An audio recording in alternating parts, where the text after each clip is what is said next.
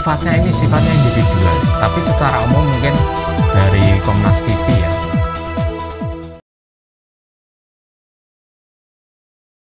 Assalamualaikum warahmatullahi wabarakatuh. Selamat pagi semuanya pemirsa di rumah. Jumpa kembali bersama saya Arif di acara Infus, informasi seputar kesehatan. Acara ini dipersembahkan oleh tim promosi kesehatan Rumah Sakit Tugurejo, Provinsi Jawa Tengah, Semarang. Tempat dan fasilitas umum merupakan area di mana masyarakat beraktivitas dalam kehidupan sehari-hari, berkegiatan sosial, berkegiatan untuk memenuhi kebutuhan sehari-hari. Resiko pergerakan orang dan semua lapisan masyarakat di tempat maupun di fasilitas umum merupakan resiko penularan COVID-19 yang lumayan tinggi. Meski begitu, aktivitas masyarakat tidak bisa dihentikan. Mereka harus tetap berinteraksi dengan sesama, tetangga, sosial lainnya untuk memenuhi kebutuhan dalam situasi pandemi COVID-19 dengan beradaptasi pada kebiasaan baru dan tentunya dengan mematuhi protokol kesehatan. Pemirsa di rumah, Infus kali ini akan membahas tentang bagaimana kita harus tetap mematuhi protokol kesehatan meski kita sudah divaksin. Nah, kali ini kita akan hadirkan beliau, Bapak Mahfuri dari tim PPI, Pencegahan dan Pengendalian Infeksi Rumah Sakit Umum Daerah Tugurejo, Provinsi Jawa Tengah. Beliau sudah hadir di sini.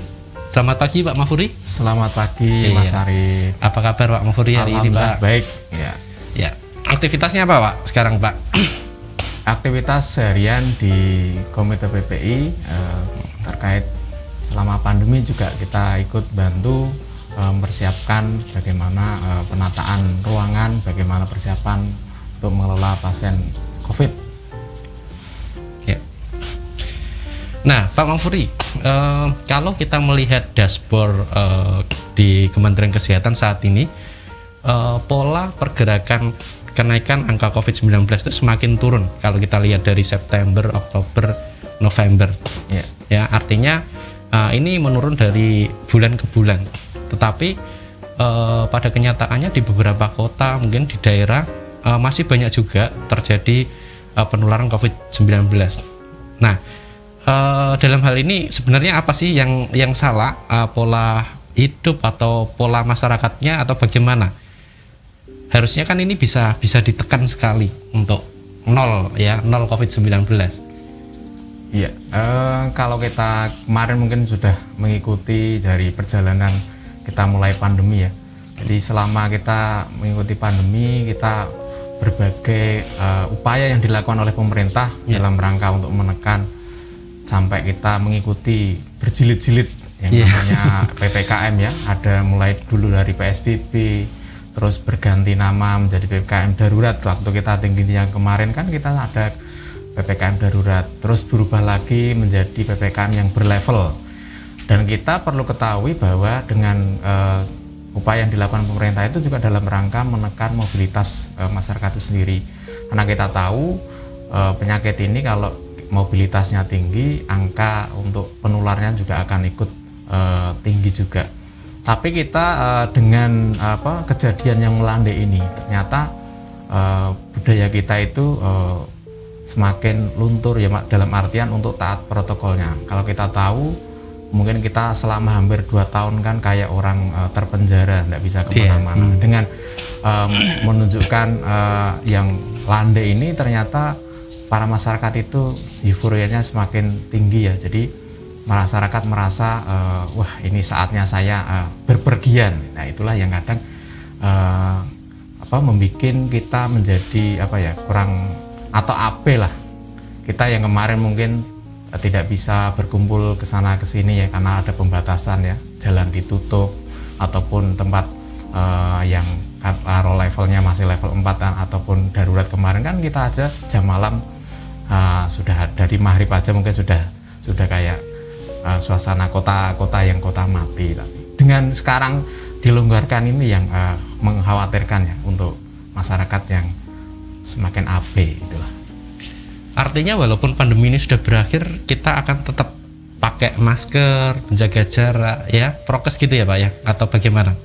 Selama pandemi ini belum dinyatakan berakhir ataupun kita berubah istilah menjadi endemis ya, karena ada beberapa negara yang kalau tidak salah itu ada beberapa negara yang sudah melepaskan khususnya untuk masker ya. Tapi ternyata seiring dengan varian yang ditemukan yang baru, itu negara itu sama kembali menerapkan kalau di luar negeri kan menerapkan lockdown ya. Kalau di kita kan istilahnya kita PPKM. Jadi ternyata negara-negara yang kemarin sudah sempat melepaskan maskernya dan dikatakan kasus COVID-nya bisa istilahnya negaranya bisa mengendalikan, itu muncul kasus baru lagi dan mengambil kebijakan menutup kembali. Dalam arti mereka menerapkan lockdown kembali. Jadi kita berkaca dari beberapa negara, tapi itu yang terjadi di luar negara kita ya. Tapi kita berharap Indonesia yang kemarin sudah gelombang 1, gelombang 2 ya. Kita tidak berharap untuk akhir tahun ini yang kita ada liburan Nataru ya. Makanya kemarin kita pemerintah juga sudah mengantisipasi jauh-jauh dengan meniadakan cuti bersama yang di Natal. Jadi harapannya tidak ada gelombang ketiga yang kita kemarin juga sudah mengikuti betapa semuanya lelah, ekonomi juga tersendat ya, dari kasihan juga para yang pekerjaannya yang hariannya harus beraktivitas di luar, sementara kalau suruh WFH kalau orang kantor mungkin bisa digantikan, ada pekerjaan yang tidak bisa diwakilkan harus ada sendiri. Itu yang kita berharap tidak ada gelombang ketiga bisa. Artinya itu ya, walaupun kita sudah taat prokes, tetap saja ya, maksudnya untuk virus ini tetap saja bisa melakukan penularan ya, walaupun karena kita posisi berkerumun atau kita bepergian seperti itu. Nah, pada awal-awal di tahun 2021 pemerintah itu kan menggalakkan masalah vaksin COVID-19. Nah, masalahnya sekarang banyak masyarakat ya yang tentunya mungkin tidak tahu alur pikir pemerintah, atau mereka yang belum paham terkait vaksin ya. Mungkin mereka tahu dari orang-orang awam yang ternyata vaksin itu efeknya seperti ini. Ternyata pemerintah juga masih kesulitan untuk menggerakkan masyarakat umum untuk melakukan kegiatan vaksinasi ini. Nah, tentunya mungkin dari tim PPI ada enggak maksudnya cara-cara yang membuat, atau edukasi lah, semacam edukasi yang membuat masyarakat umum itu mau secara sukarela, merasa nyaman untuk melakukan vaksinasi, Pak. Jadi kalau kami ya dari tim PPI tentunya sebenarnya media informasi bisa di mana saja, tapi secara persuasif ke masyarakat itu memang diperlukan. Jadi tidak hanya yang istilahnya seorang secara tapi melibatkan unsur masyarakat yang ada. Jadi tokoh masyarakat yang punya pengaruh itu juga sangat berperan penting. Contohlah kalau di suatu desa ataupun di tokoh masyarakat yang diidolakan itu, kalau beliaunya tidaknya dilibatkan dalam tentang vaksin ya, insya Allah ya para pengikutnya akan ini tokoh masyarakat yang diidolakan aja vaksin, masa saya enggak, kan seperti itu. Juga dalam rangka upaya-upaya yang dilakukan ya untuk meningkatkan kesadaran bagaimana masyarakat itu mau bervaksin ya, karena memang ada beberapa kelompok masyarakat yang mungkin masih berpandangan bahwa vaksin tadi yang mungkin dikatakan tadi ya merasa tidak aman ataupun tidak halal, walaupun kita tahu Majelis Ulama Indonesia juga sudah menetapkan bahwa vaksin itu halal ya. Dari beberapa jenis vaksin yang ada di Indonesia yang sudah diberikan kepada masyarakat itu sudah Majelis Ulama sudah menentukan bahwa itu halal. Dan dari beberapa orang yang divaksin memang terbukti paling tidak mengurangi angka kesakitan dan kematian yang terjadi ya. Jadi kita kemarin kasus yang meledak-meledaknya waktu setelah hari raya kemarin kan kita bisa mengikuti ya dengan setidaknya varian yang baru, varian Delta yang kasus kita sampai meledak seperti itu. Alhamdulillah yang kayak kita lihat yang di nakes saja, alhamdulillah walaupun terpapar, alhamdulillah kasusnya kematian bisa ditekan. Keluhannya ringan gitu ya, keluhannya ringan. Yang tadi pertanyaannya kalau sudah tervaksin, vaksin itu sebenarnya tidak terus menjadi orang tidak kena ya, tapi bisa kena. Cuma dia kalau sudah tervaksin itu bisa jadi dia membawa tapi bisa menularkan untuk orang lain. Maksudnya kalau ada paparan si virus COVID-nya ini, ketika nanti dia mungkin tidak bergejala, tidak sampai dia sakit, karena bisa jadi kan tanpa gejala yang ringan sampai, tapi dia resiko menularkan. Kenapa? Tadi kaitannya dengan tetap taat protokol kesehatan. Jadi itu yang menjadi landasan kenapa kita juga masih tetap taat prokesnya. Nah itu kan yang sebenarnya masyarakat harus tahu ya. Jadi kan kalau misalnya vaksin itu memang tidak menghindari dia terkena gitu kan. Jadi dia mungkin kena tetapi dengan gejala yang ringan. Nah tetapi mungkin ini yang perlu kita sampaikan kepada pemirsa di rumah ya, sebenarnya bagaimana sih cara kerja vaksin di dalam tubuh kita ya, sehingga teman-teman di rumah atau pemirsa di rumah itu ternyata vaksin itu penting buat kita ya, ternyata cara kerjanya seperti itu di tubuh kita ya, sehingga mereka itu mau dengan sukarela melakukan vaksin, membantu target pemerintah yang saya kemarin dirilis itu 70% target itu harus 70% ya Pak ya, target vaksin di kita harus kelar di akhir tahun ini Pak.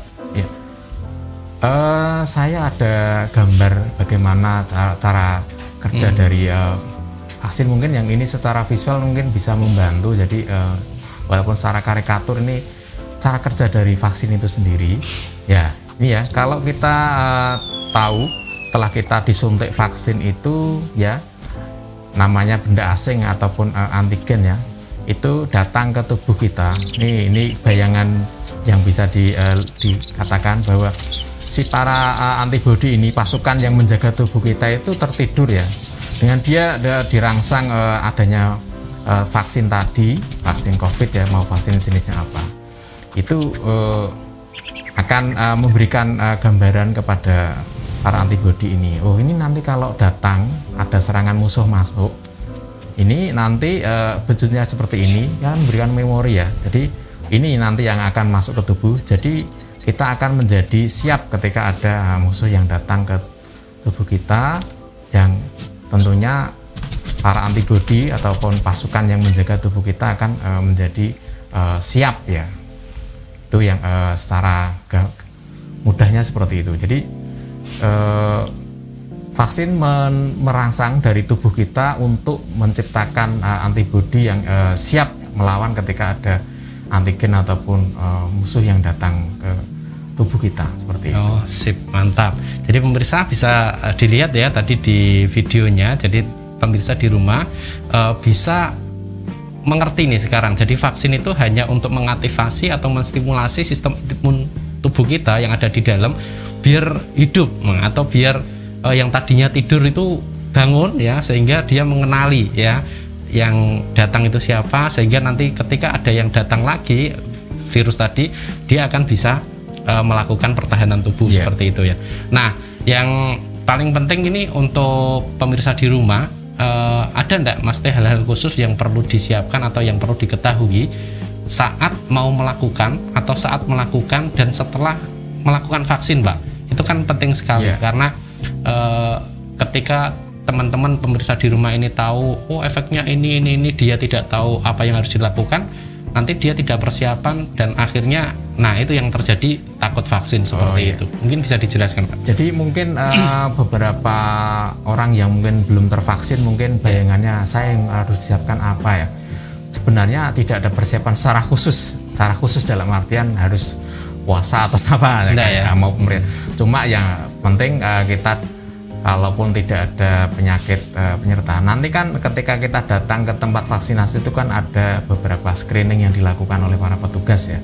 Dari dia mulai didaftar itu kan nanti ada mulai dari diperiksa tensinya, suhunya, itu nanti kan di situ akan diketahui ada batasan yang bolehkan ya. Terus kalaupun nanti setelah melewati pemeriksaan cek tekanan darah sama suhu, di dalam nanti juga akan diperiksa lagi ya, ada beberapa item pertanyaan, kalau tidak salah ada 14 pertanyaan ya, yang para tim screening nanti akan memastikan. Contohnya kalau ditanyakan apakah pernah terkonfirmasi dengan orang yang terkena COVID. Itu harus jujur ya Pak ya? Ya makanya kan nanti, tapi kita kadang kan repot juga ya. Kita kadang tidak, orang kayak dikatakan terkena COVID itu kan sebenarnya kalau ada hasil pemeriksaan, pemeriksaan penunjangnya secara laboratorium. Tapi kadang kan kita juga tidak ada pemeriksaannya. Kadang memang lolosnya kadang juga yang itu akan nanti mengaburkan. Wah ini gara-gara loh saya sudah disuntik kok malah terkena. Nah, kadang kan ada seperti itu ya. Jadi yang makanya kejujuran juga perlu ketika kita waktu screening. Jadi contoh kalau memang saat itu kondisi tidak fit ya memang dikatakan tidak fit aja. Jadi jangan terus disehat-sehatkan biar, karena kan sekarang kadang niatannya dengan kenaikan orang yang divaksin itu kan ada niatan yang beda Mas. Jadi kayak sekarang kan ada usaha pemerintah di mana saja bisa beraktivitas kalau sudah tervaksin. Yaitu kadang memang juga salah satu tujuan umat. Cuma itu tadi biar orang dapat tervaksin tapi tidak mengikuti screening yang dilakukan. Jadi memang harus benar jujur dan sebenarnya itu tidak akan berpengaruh kalau memang benar-benar dalam kondisi fit ya. Makanya pertanyaannya kan gini, hari ini atau 14 hari ini tidak menderita batuk pilek, tidak ada penyakit komorbid. Nah, itu kan nanti ada bentuk-bentuk pertanyaan yang ada di dalam screening itu. Jadi persiapan khusus saya kira tidak, kecuali kalau orang yang sudah punya penyakit komorbid, artinya dia memang harus terkontrol penyakitnya. Jadi dia datang dalam pemeriksaan, contoh dia punya DM, gulanya kan harus terkontrol. Dia punya asmanya juga harus dalam kondisi tidak ada serangan. Dia tekanan darah tinggi, berarti kan tekanan darah tingginya juga harus dalam kondisi stabil, terkontrol, yang harus melewati batas yang boleh dilakukan penyuntikan vaksin itu sendiri. Jadi secara umum kalau tidak ada penyakit penyertanya, saya kira datang dengan tubuh kondisi sehat ya, sudah sarapan, makan minum aja. Kadang kan memang ada yang mengatakan itu memang temuan-temuan yang yang terjadi ya. Sebagai petugas kadang juga menanyakan efeknya apa Pak? Wah saya habis disuntik itu ngantuk sekali ya. Bisa jadi mungkin karena tadi tidurnya kurang juga. Tapi memang juga ada yang seperti itu. Ada yang wah saya habis disuntik itu lapar ya. Bisa jadi seperti itu. Jadi artinya pemirsa itu harus mendapatkan informasi yang jelas ya, maksudnya kepada orang yang benar-benar tahu tentang vaksin. Jadi tidak hanya asal tanya kepada tetangga sebelah seperti itu.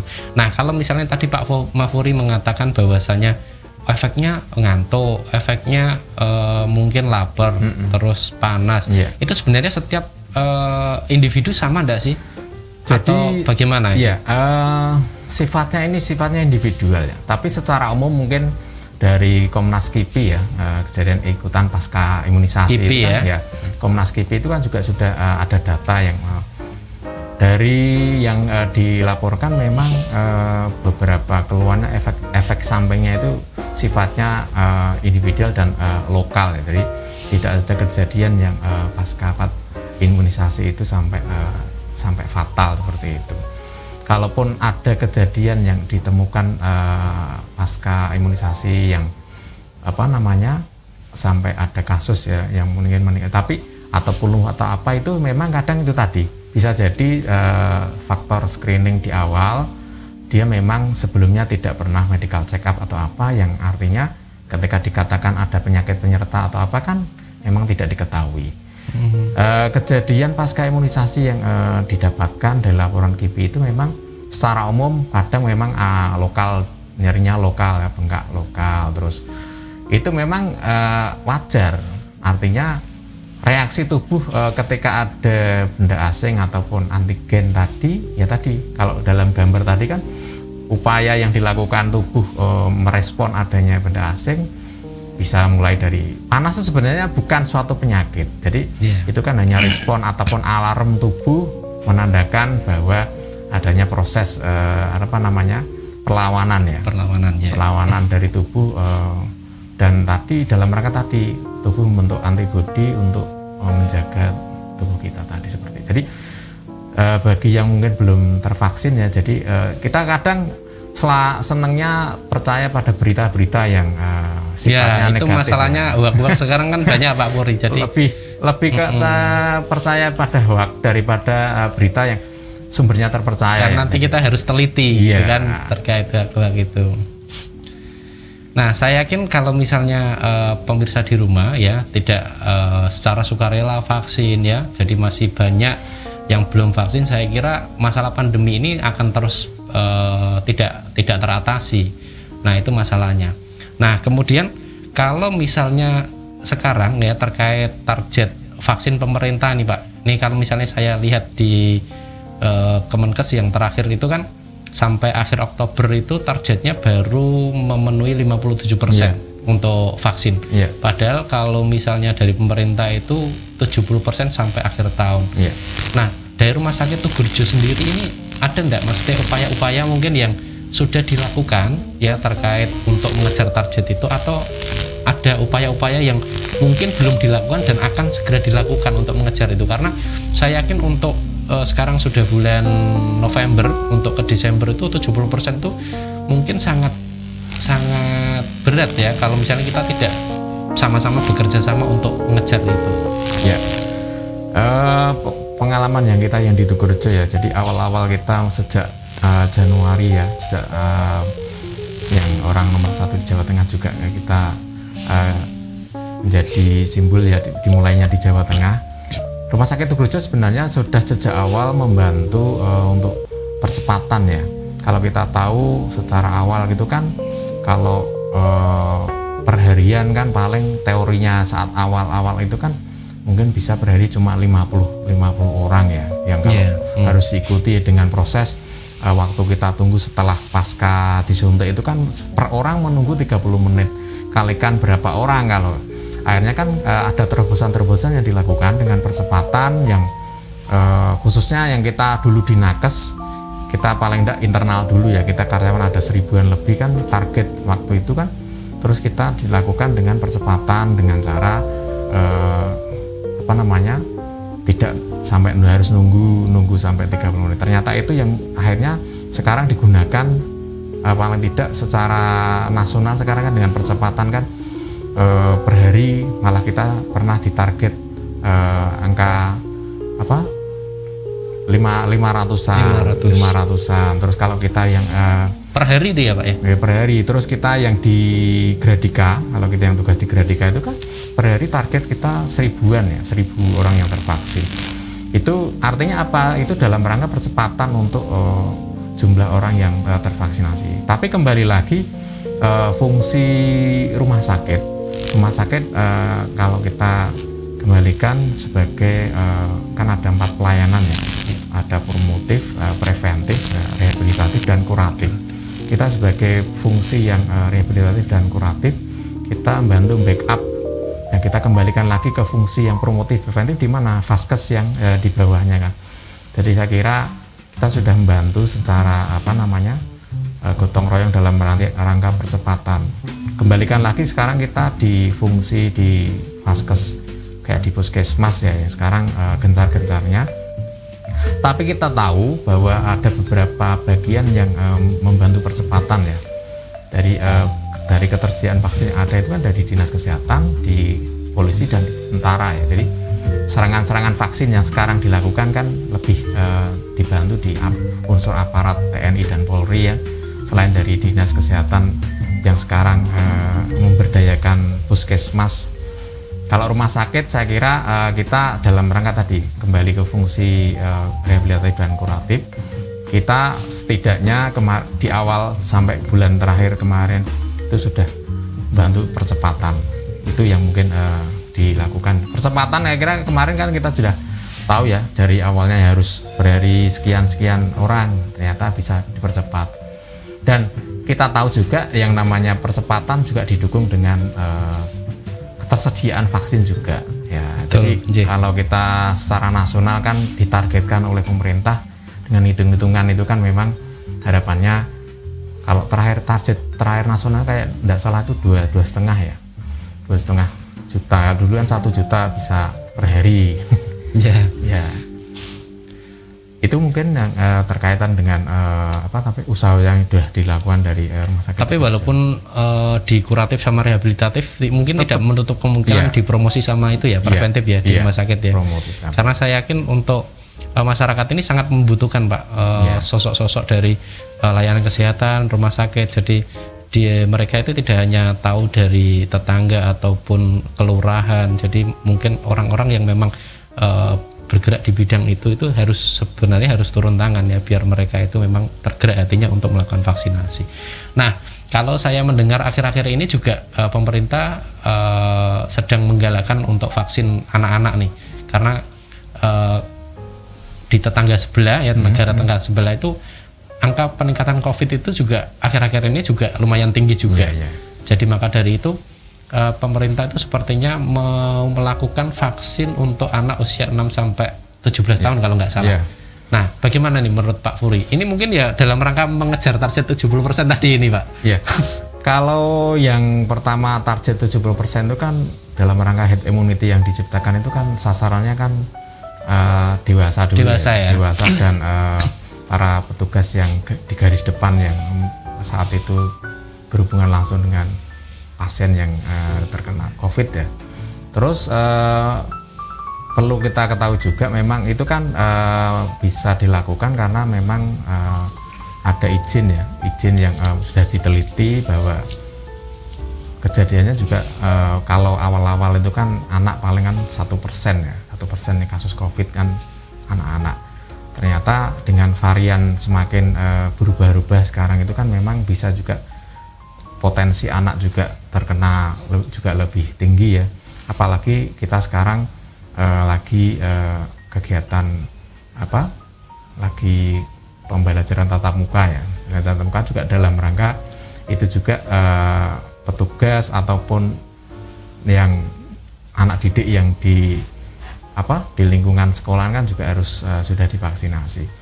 Dan saya kira itu juga dalam rangka usaha juga menciptakan secara nasional ya kekebalan komunitas ya, herd immunity yang diharapkan kalau sudah banyak yang tervaksinasi, sudah banyak yang mempunyai istilahnya tadi ya kekebalan yang sifatnya komunal ya, bareng-bareng, itu akan membantu tadi mempercepat proses pandemi ini akan berakhir.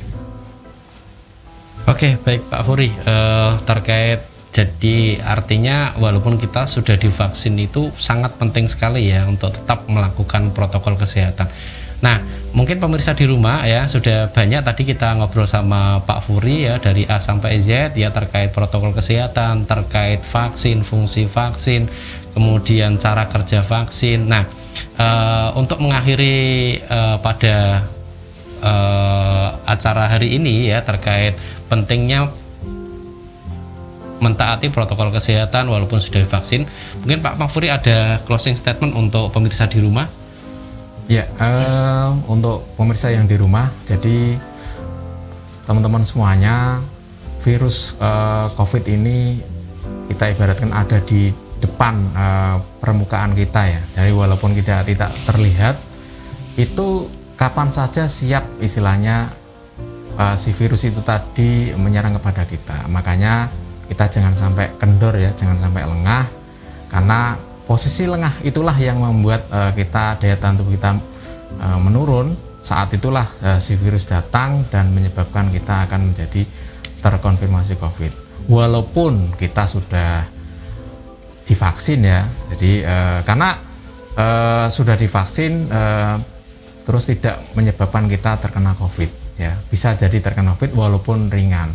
Masalahnya kalau kita terkena COVID itu risiko kita apa? Menjadi orang yang bisa menularkan ke orang lain, yang itu menyebabkan kalau orang yang daya tahan tubuhnya menurun, risikonya juga bisa terkonfirmasi, apalagi orang yang punya riwayat penyakit tertentu yang komorbid yang lebih fatal ketika terjadi ataupun dia terkena COVID.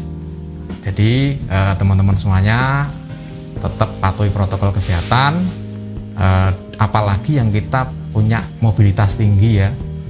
Jangan lupa itu pakai maskernya yang benar ya, masker yang benar. Jangan, kadang kita melihat di masyarakat, ya kan saya protokol kesehatan kayak kata-kata yang sering diucapkan, tapi hanya sebagai slogan ya.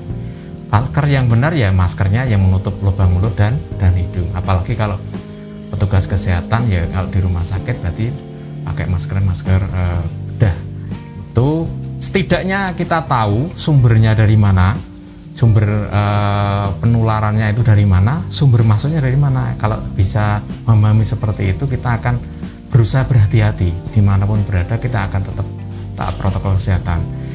Itu kaitan dengan maskernya. Kalau terkait dengan cuci tangannya, karena kita punya kebiasaan di tangan itu kadang menyentuh kemana-mana, yang itu tidak sadar kita kadang menyentuh wajah sudah berapa kali. Nah itu didukung dengan kita melakukan kebersihan tangan, cuci tangan, jaga jarak. Itu dalam rangka apa? Jaga jarak dalam rangka kalau orang di sekitar kita yang tidak taat protokol kesehatan, dia ternyata membawa virusnya tadi, risikonya kalau dia bersin ataupun dia batuk itu akan risiko dengan kita. Jadi kalau memang kita punya mobilitas yang padat, paling tidak tadi ya, masker itu jangan sampai kita melepas sedikit pun, kecuali kalau kita kebutuhan untuk makan dan minum lah seperti itu. Jadi itu yang pesan yang semoga kita dalam pandemi yang belum dicabut ini, walaupun kasusnya melandai, tetap waspada ya, karena tadi kita lengah sedikit pun,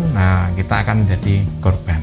Itu yang Oke, terima kasih Pak Furi atas ngobrol hari ini ya. Mudah-mudahan kita masih bisa ngobrol di lain waktu ya Pak Ifrin.